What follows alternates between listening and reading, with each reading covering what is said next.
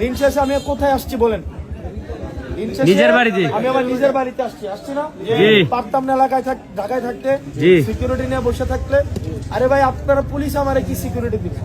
আমার সিকিউরিটি আমার জনগণ, সিকিউরিটি আমার দেবিদ্বারবাসী, আমার সিকিউরিটি। আমি বিশ্বাস করি দেবিদ্বারের যে বিএনপি করে ওই ভাইও আমায় একটা আঘাত পাইলে ওনার কষ্ট হয়। আমি জানি যে জামাত করে যে দাঁড়িপাল্লায় ভোট দিবে সে অন্য কোনো মার্কায় ভোট দিবে না, কিন্তু আমি আঘাত পাইলে সেই লোকটা সবার আগে আগে আসবে না। আমি বিশ্বাস করি দেবিদ্বারে একতাটা প্রতিষ্ঠিত হয়েছে, দেবিদ্বারে মার্কার ঊর্ধ্বে আমাদের এই আত্মার আত্মীয়তাটা প্রতিষ্ঠিত হয়েছে। হয়েছে কিনা?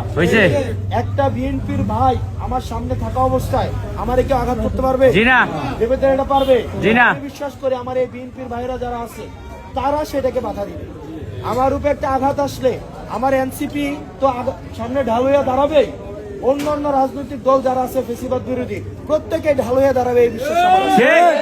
সেই জন্য আমি ঢাকায় নয়, আমি হচ্ছে বাড়িতে আসছি এবং যতদিন পর্যন্ত যত বেশি আমাদের হুমকি দিবে তত বেশি আমি এলাকায় থাকবো। এখন যদি বলে যে ঢাকায় কি ডরান না কেউ, আমি ঢাকায় ডরাই, কারণ আমার বাপ মা ভাই বোন খালা খালা জেড়া জেড়ি সব হচ্ছে আমার এই এলাকায়।